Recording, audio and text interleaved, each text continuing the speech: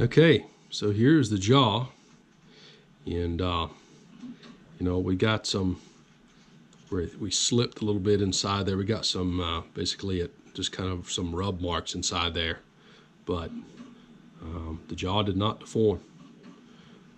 Everything's still nice and square and straight. You just got some shiny marks back here where everything was pulled, but jaw's still nice and straight. Lays nice and flat. Pretty happy with this. And again, this part was more expensive to make because obviously we have more material right here.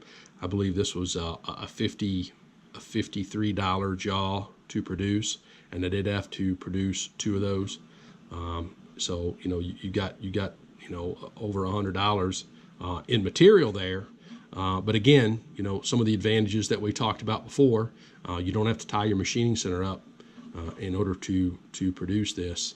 You could actually have your printer set up, running your work holding for your next job while your machine's still making you money. But that wasn't. This was again a very straightforward, thing to produce that could have been easily produced on a vertical machining center.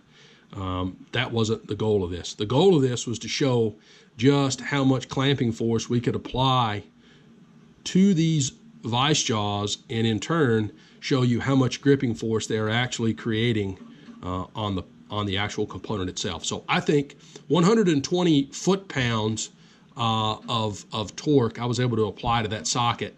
I think we could easily drill some decent-sized holes using the right tooling, the right feeds and speeds, and that's what we're going to work towards in our next video. It might take a little while. We've got a machine on order for the showroom here, but that is going to be the next move to make. Thanks again for watching, and have a good day.